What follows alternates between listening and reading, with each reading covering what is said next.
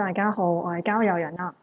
咁今日咧，我哋就會咧去深圳一日遊嘅。咁我哋會去一個咧連接咧深圳地鐵上蓋嘅商場，完全唔使揼魚嘅。呢個就係 KK1 啦。咁 KK1 商場咧就係位於咧下沙站嘅，咁就係深圳地鐵嘅9號線啦。咁咧，如果咧就係最近嘅口岸過嚟嘅話咧，咁就係深圳灣口岸嘅。不過咧，如果你想咧係經地鐵咧，唔使咧去怕落雨嘅話咧，咁就可以由福田或者其他口岸過嚟啦。福田口岸過嚟嘅話，最快都係半粒鐘之內就可以過到嚟啦。下沙站 B 出口一直行，跟住指示沿路上埋電梯就可以去到 KK1 啦。咁 KK1 呢個商場咧就有好多咧美食嘅，咁就超過有50幾間啦。咁有啲連鎖大型嘅美食店啦，例如白玉串城啦、費大廚啦、咁京味張啦、太熱酸菜魚等等啦。咁仲有咧一啲大家好耳熟能詳嘅茶飲店啦、阿嫲手作啦、來雪之茶啦，同埋呢個茉莉奶白嘅。咁午餐方面，我哋去咗商場嘅3樓咧，就係食費大廚嘅。咁咧，因為咧今次冇嗌辣椒炒肉嘅關係，所以我哋沿用咗咧之前嘅畫面啦嚇。咁其實咧，佢呢間餐廳主打呢個辣椒炒肉咧，其實幾好食嘅。一上嚟嘅時候已經咧有埋個火咧係燒住㗎啦。咁咧就有個鑊同埋個鑊鏟俾你去炒啲肉，少少辣，但係咧幾惹味嘅。咁呢個砂鍋豆腐咧，其實都又係幾好食嘅，但係咧就係大家小心熱下個煲係幾熱下嘅，同埋係超辣、超辣、超辣，要講3次嘅。但係餸飯真係一流嘅，記得叫埋呢杯大大杯檸茶，飲完超爽。白飯係一煲上嘅，仲可以飲添，真係可以食到飽啊！因為太辣嘅關係咧，所以咧嘢飲晒，紙巾用晒。但係呢間職員好好啊，就俾咗咧免費嘅老冰條我哋去解辣，真係好解到辣啊！咁食飽飽咧就可以嚟行街啦。咁我哋今次咧就去咗 KKV 呢一間雜貨店嘅。咁其實深圳裏邊咧都幾多分店嘅。咁不過我都係第一次嚟啊，因為其實我好中意行一啲咧精品啦、家品嘅店㗎。咁呢間咧其實咧都幾多嘢行㗎。咁你可以慢慢睇啦，有唔同生活精品啦、文具啦，以至到咧係美妝嘅用品嘅，而且佢擺放得超整齊啊！咁我哋仲發現咗佢有一個少少嘅酒櫃嘅，咁有細細支嘅酒啦，有白蘭地啦、Bailey 等嘅，全部都係10幾蚊起跳嘅啫。咁我發現其實佢都有好多咧卡通類嘅，例如盧蘇啦、小新啦、小丸子啦嘅精品嘅。咁我今次咧就買咗呢一個咧太陽花嘅 LEGO 啦，係9.9嘅啫。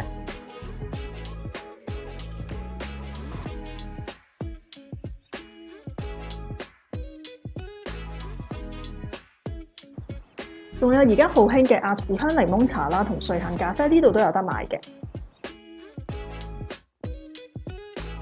咁咧就喺同一層啦，咁我哋亦都去咗另一邊咧行一個宜得利家居嘅。咁其實呢間咧香港都有嘅，咁喺 Mega Box 度啦。不過我今次一場嚟到，亦都行埋啦。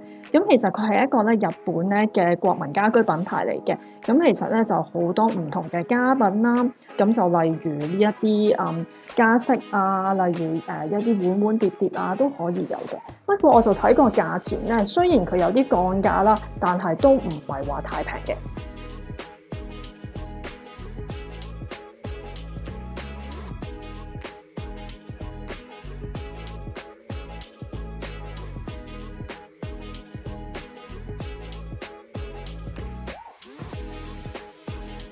咁喺對面咧，俾啲奶龍吸引咗啊，咁就去咗酷樂池活動兜咗個圈。咁同層仲有一間咧 Green Party 係賣啲精品嘅，咁佢咧就喺門口位咧就擺咗好多熊貓小風扇啦，咁仲有咧好似都幾熱門嘅一個水獺家族公仔嘅。咁我哋仲去咗樂米呢一個由瑞典品牌咧去設立嘅一個生活精品店啦，咁我哋又見到有一啲水櫃嘅按摩棒啦，仲有其他嘅精品啦，仲有家品，例如呢啲牙線棒嘅。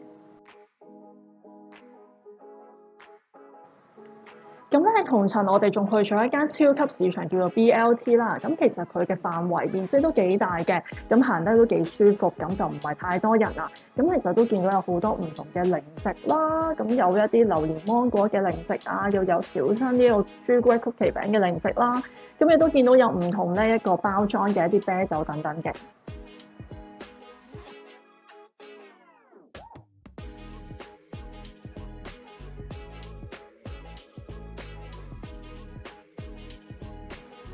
咁我哋亦都見到咧，好受大家歡迎嘅夾公仔機啦，叫做熱氣球嘅。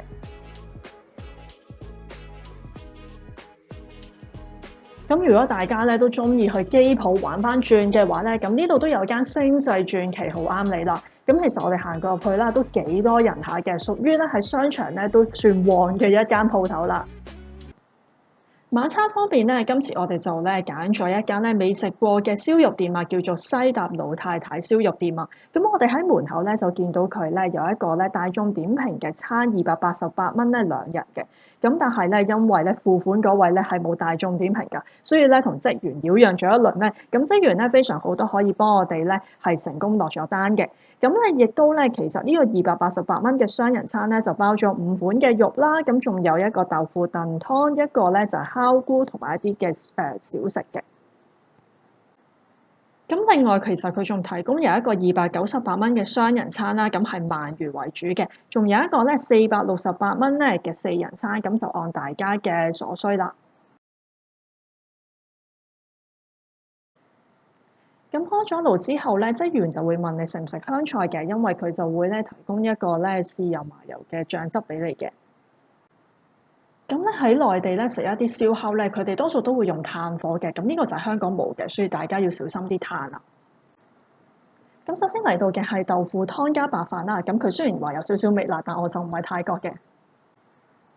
咁之後咧就會嚟咗呢一個咧雪花辣條啦。咁其實我就會覺得咧係呢個餐裏邊嘅肉最好食嘅。咁職員係會幫你燒埋嘅。第二個咧就係老太太特色肥牛啦。咁咧我就會覺得咧冇頭先嗰個雪花辣條咁好食啦，但係都還可以嘅。咁職員咧係燒完每一款肉之後咧，佢就會換咗一個網嘅。咁同埋咧佢都會剪走咗咧窿嘅位置，都幾窩心嘅。咁生菜咧就係免費添嘅，咁我就中意咧包住生菜同泡菜一齊食，感覺冇咁膩嘅。咁如果你有大眾點評嘅話咧，咁如果你打咗卡嘅話，佢仲可以免費送咧呢一個酸梅湯俾你添。咁接住落嚟呢一個老太太特色手牛咧，咁我就覺得咧係有少少韌嘅。咁之後就會有咧老太太秘製大油邊，咁其實就係一個豬辣條嚟嘅。食完咁多肉之後咧，咁就會有一個杏鮑菇隔一隔嘅，咁個杏鮑菇咧就好似冇咩味啦。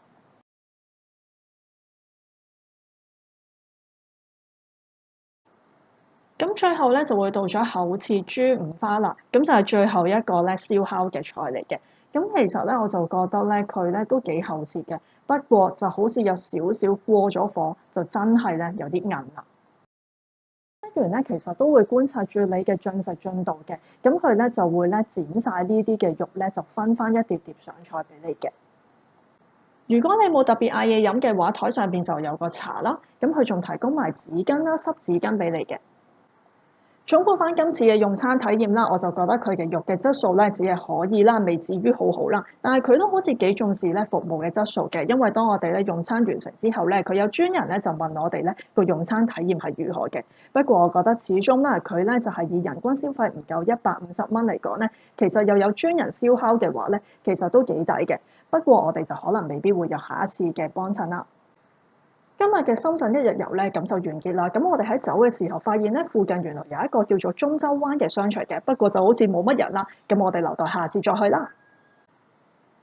多謝你嘅收睇，我係郊遊人。咁如果你中意呢條影片嘅話，麻煩 like、subscribe 同 share 呢條影片啦。我哋下次見。